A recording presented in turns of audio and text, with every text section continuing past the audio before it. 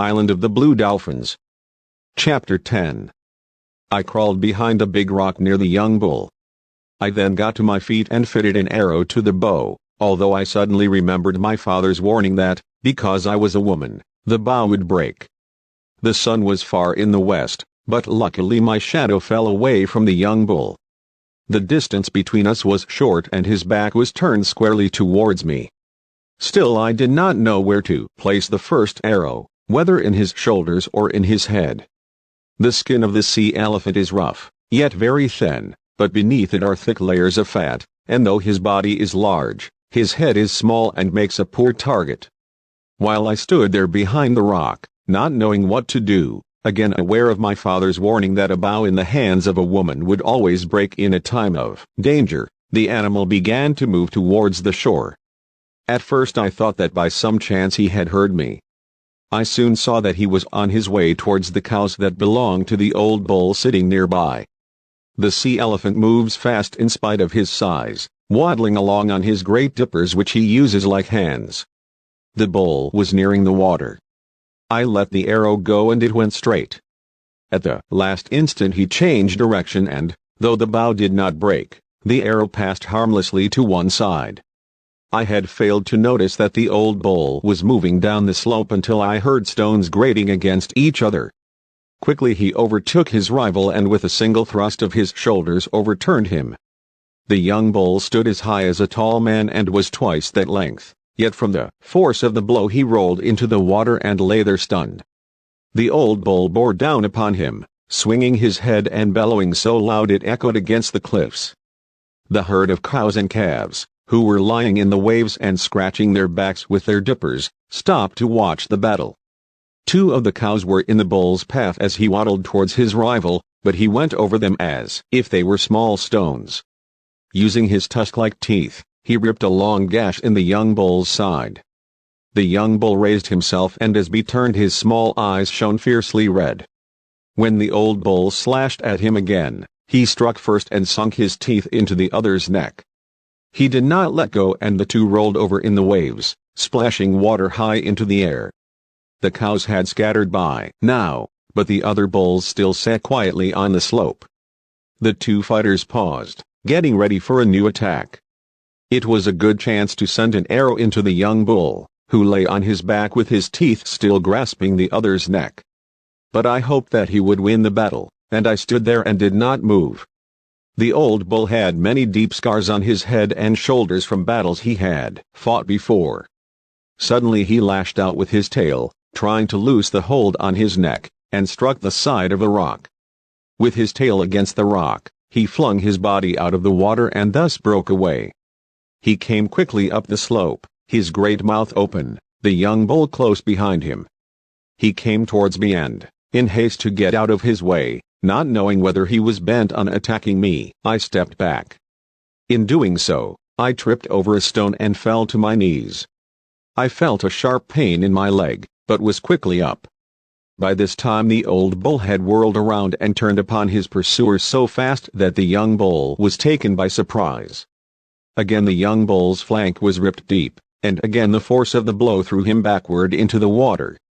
The waves grew redder from his blood, but this time he rolled over and was waiting for the charge. He met the old bull with his shoulder. The sound was like rocks crashing together. Once more the young bull caught the other's throat, and together they disappeared beneath a wave. When they came up they were still locked together. The sun had gone down and it was so dark I could no longer see clearly. My leg had now begun to hurt, since I had a long way to go. I left them. I could hear their bellowing as I went up the cliff, and for a long time afterwards. My leg hurt so much by the time I had reached the house that it was hard for me to crawl under the fence and move aside the heavy rock. For 5 suns I could not go out because my leg had swollen so badly and I had no herbs with which to treat it. I had enough food to eat, but on the 3rd day the water in the basket ran low. 2 days later the basket was empty. It was necessary then for me to go to the spring in the ravine. I started out when the sun rose. I took with me shellfish to eat, also my spear and my bow and arrows.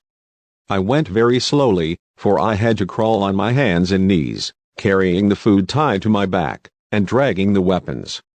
There was a short way to the spring, but it was over many rocks which I could not climb, so I had to take a longer way through the brush. I reached the ravine when the sun was overhead.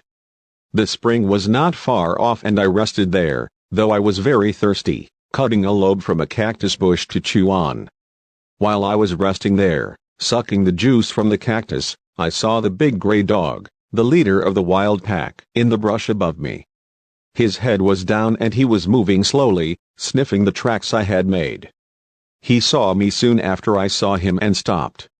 Behind him was the rest of the pack, trotting along one after the other. The pack stopped too. I took up my bow and fitted an arrow, but as I did this the big dog faded away into the brush and was quickly followed by the others. In the time of one breath, they were gone.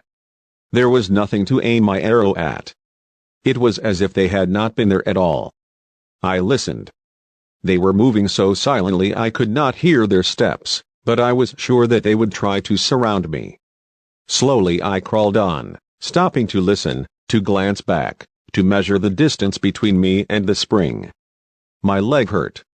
I left my bow and arrows behind as I went on, for the brush had grown heavy and I could not use them. In one hand I dragged my spear. I came to the spring. It flowed out of a crack in a rock and the rock rose high on three sides of it. The wild dogs could not attack me from any of these directions, so I lay on the earth and drank, watching the ravine below me. I drank for a long time and filled my basket and then, feeling better, crawled towards the mouth of the cave. A ledge of black rock ran out above it. Some low bushes grew there and among them, with just his head showing, stood the big gray dog. He did not move, but his yellow eyes followed me, turning slowly as I drew near the cave. Another head showed behind him and another. They were too far away for me to reach with my spear. Suddenly I saw brush moving on the opposite bank of the ravine. The pack had split up and were waiting on both sides of the ravine for me to pass them. The cave was now in front of me. I crawled to the mouth and into it.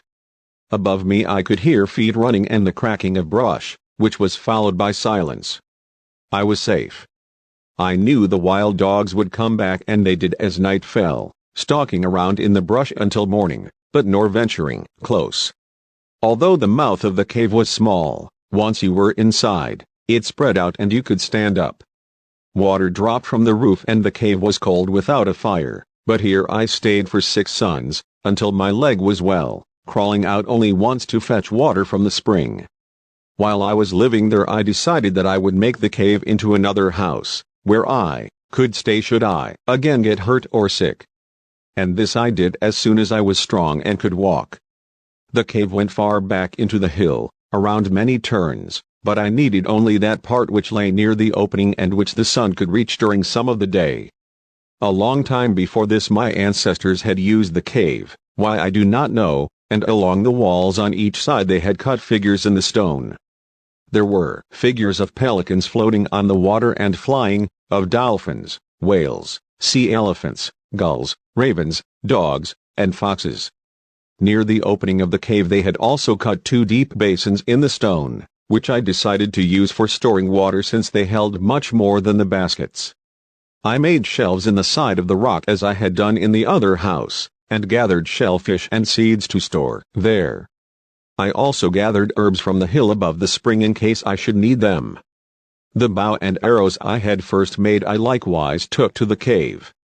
At the last, after I had made a good bed of seaweed and collected dry wood for my fires, I closed the opening with stones, except for a small hole at the top which I could crawl through. All this I did, thinking of the days I had been sick and without water.